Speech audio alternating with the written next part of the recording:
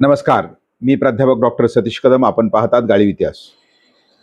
आजचा आपला विषय आहे, यापुढे मराठ्यांचा उल्लेख चोर म्हणून करण्यात यावा. हे नेमका काय विषय आहे? ऐतिहासिक अशा प्रकारची माहिती आपल्या पुढं मांडत असताना जे नवीन असतील त्यांनी सबस्क्राईब करा, लाईक करा आणि आवडल्यास निश्चित शेअर करा. त्याच्यानुसार छत्रपती शिवाजी महाराजांनी निर्माण केलेले साम्राज्य, त्यांच्या हयातीमध्ये तंजावर किंवा दक्षिण भारतामध्ये त्या ठिकाणी पोहोचले. छत्रपती शिवाजी महाराज आहेत तोपर्यंत औरंगजेबासारख्या अतिशय कडव्या असणाऱ्या या बादशाची हिंमत झाली नव्हती महाराष्ट्रामध्ये किंवा या स्वराज्यामध्ये येऊन या ठिकाणी धडक घेण्याची. मात्र जसं का 3 एप्रिल 1680ला छत्रपती शिवरायांचं निधन झालं आणि त्यानंतर औरंगजेबानं दक्षिण मोहीम या ठिकाणी आखली. 1682ला तो दक्षिणेमध्ये आला. दक्षिणेमध्ये आल्यानंतर या ठिकाणी खूप अशा प्रकारच्या घडामोडी घडलेल्या आहेत. 8 वर्ष 8 महिने छत्रपती संभाजीराजांनी कडवा अशा प्रकारचा प्रतिकार या औरंगजेबाचा केला. मध्येच मराठ्यांचं राज्य बुडत नाही आहे म्हणून औरंगजेब खाली कर्नाटकामध्ये गेला. पहिल्यांदा 1686ला विजापूरची आदिलशाही बुडवून टाकली. त्यानंतर 87ला गोळकोंड्याची कुतुबशाही बुडाली. आता तो परत आलेला आहे.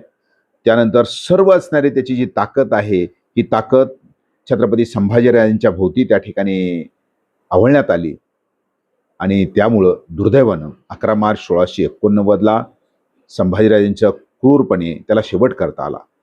त्याला वाटलं की आता सर्व काही संपलेलं आहे. मात्र इथून खरी लढाई त्याच्या असणाऱ्या औरंगजेबाची सुरू झाली होती. छत्रपती राजाराम महाराज जिंजीला गेले आणि तिथून आपला मराठ्यांचा कारभार त्या ठिकाणी चालवला. या दरम्यान संताजी आणि धनाजी या दोघांनी या मोगलांच्या फौजेची लांडगेतोड केली. आपल्याला माहीत असेल किंवा आपण वाचलेला नेहमी की मोगलांच्या फौजेंना संताजी धनाजी पाण्यात दिसत होते, म्हणजेच एवढा दरारा त्यांचा होता. त्यानंतर दुर्दैवानं 1700 साली राजाराम महाराजांचं निधन झालं. पुन्हा औरंगजेबाला वाटलं की या ठिकाणी आता सर्वच संपलेलं आहे, कारण आपल्या हयातीमध्ये त्याने 3 छत्रपतीचं निधन होताना पाहिलेलं होतं. छत्रपती शिवाजी महाराज असतील, संभाजीराजे असतील, राजाराम महाराज असतील. मात्र तरी लढाई संपलेली नव्हती. कारण का की या महाराष्ट्रातला, या स्वराज्यातला प्रत्येक माणूस आता सैनिक झाला होता. त्याच्या असणाऱ्या कुळाच्या फाशेने आता तलवारीचं रूप घेतलं होतं, त्याच्या कुऱ्हाडीनं आता शस्त्राचं रूप घेतलं होतं. त्यामुळं 1700 पासून ते आता पुढचा जो 5-6 वर्षाचा टप्पा आहे, या टप्प्याच्या दरम्यान मराठे खरे द्वेषाने लढायला सुरुवात झाली आपल्याला आढळून येते. वेळ पुढे चाललेला होता. या मोगलांनी किंवा औरंगजेबाने एक किल्ला घ्यावा, तो किल्ला त्याच्या हवाली करायचा आणि त्यानंतर मोगल फिरले की तो किल्ला त्या ठिकाणी परत घ्यायचा. आणि घेत असताना म्हणजेच एकंदर किल्ला ज्या वेळेला मोगलांच्या हवाली करायचा आहे त्याच्याकडून भक्कम अशा प्रकारचा म्हणजे करार करून त्याच्याकडून पैसे घ्यायचे आणि पुन्हा तो गेल्यानंतर तोच किल्ला परत घ्यायचा. अशा प्रकारचं धोरण ताराबाई साहेबांच्या रूपाने या ठिकाणी राबवलं गेलं. साहजिकच आहे, पाहता पाहता हा औरंगजेब सुद्धा इथं 8 वर्ष 8 महिने राहतोय. मात्र त्याच्या वयाची सुद्धा 88 वर्ष पूर्ण झालेली आहेत.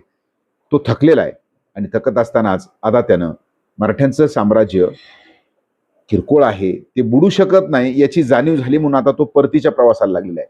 म्हणजे वय जवळपास 88-89ला पोहोचलं.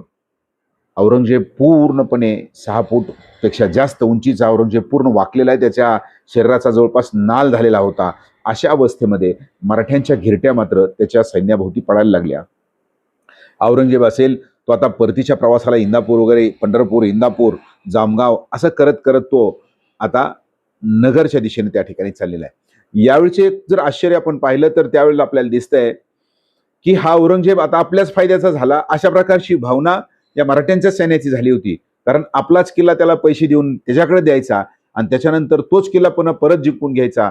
त्यामुळं आपल्या भावना अशा प्रकारे झालेल्या आहेत की हा खऱ्या अर्थानं आपल्याला रोजगार देणारा माणूस आहे. आणि म्हणून एक ठिकाणी तर अशा प्रकारचं वर्णन काही इतिहासकारांनी केलेलं आहे की औरंगजेब बादशहा त्या ठिकाणी पालखीतून जात असताना आपलं सैनिक पाहत राहिलं, कारण हा मेला तर आपल्याला रोजगार मिळणार नाही किंवा आपला आता या ठिकाणी असणारा त्याचा जो खजिना आपल्याला लुटता येणार नाही, अशा प्रकारची अवस्था त्याची आता आपली निर्माण झाली होती. त्यामुळं उपरोधानं म्हटलं जातं की बादशहाला आयुष्य मिळावं म्हणून आपण आता देवाला नारळ फोडायला लागलो, म्हणजेच त्याची हाल करणं हा भाग त्यातून उपरोधानं घेतलेला आहे. आता औरंगजेब बादशाह तर इथंच येऊन टेकला किंवा इथंच आहे. आपल्या फौजांचं बळ एवढं वाढलं की 1706ला म्हणजे औरंगजेबाचा मुक्काम ज्यावेळेला आपण पाहिलं नगरमध्ये आहे, तर त्यावेळेला धनाजी जाधवांची फौज गुजरातमध्ये गोंधळ घालत होती. गुजरातमध्ये जाऊन त्या ठिकाणी असणारे स्वारी करत होती. म्हणजे एवढं आपण आता त्यालाही दुर्लक्षित करायला सुरुवात केली होती. या मराठ्यांच्या फौजेमुळे ज्यावेळेस त्याचा अहमदनगर म्हणजेच आजचं अहिल्यानगर असेल त्या ठिकाणी मुक्काम पडला. मराठ्यांची फौज मात्र त्याच्या तळाभोवती किंवा त्याच्या असणाऱ्या जे काही सेनापती होते त्यांच्याभोवती घिरट्या काढायला लागली. त्यांचे पत्र किंवा त्याला असणाऱ्या बातमी यायला लागल्या की मराठे आपल्या भोवती घिरट्या घालतायत, त्रास देत आहेत.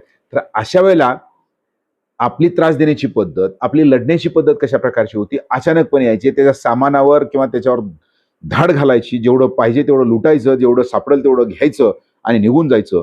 त्यामुळे त्याचे सैनिक औरंगजेबाला खुश करायचे आणि सांगायचे की रात्री चोर आले होते आणि त्याने आपलं सामान लुटलं. हे चोर नव्हते, तर हे होते मराठे. आणि म्हणून औरंगजेबानं 21 मार्च 1706च्या फरमानामध्ये मोगल दरबारची बातमीपत्रे किंवा माशिरे आलमगिरी त्याचं जे काही म्हणजे दरबाराचं असणारं असेल अशा प्रकारचं जे काही कागदपत्र आहे त्याच्यामध्ये वर्णन करण्यात आलंय. औरंगजेब याच्यामध्ये म्हणतोय, सर्वांना सांगितलं त्यानं की आजपासून मराठ्यांचा उल्लेख चोर म्हणून करण्यात यावा. एवढंच नाही तर त्याने आपल्या सैनिकाला मंतरलेले ताईत दिले होते. हे चोरपण या मराठ्यांना कधीही मान्य होणार होतं. कारण का, त्याच्या पाठीमागं जे दुसरा मुद्दा आहे की मराठ्यापासून संरक्षण व्हावं म्हणून त्यांनी आपल्या सैनिकाला ताईत दिले होते. तर अशा रीतीने एकंदर हा जो आपला चोरपणा किंवा त्याला वाटते चोर आहे, मात्र हा मराठ्यांचा गनिमी कावा होता. अशा प्रकारची रणनीती या मराठ्यांना कधीही पसंतच होती किंवा त्याच्या सह्यानं ते लढले आणि म्हणूनच मराठी या ठिकाणी टिकला. हा भाग या ठिकाणी महत्वाचा आहे. तर हा व्हिडिओ आपल्याला कसा वाटला निश्चित सांगा. लाईक करा, शेअर करा. नवीन असतील त्यांनी सबस्क्राईब करायला विसरू नका. धन्यवाद.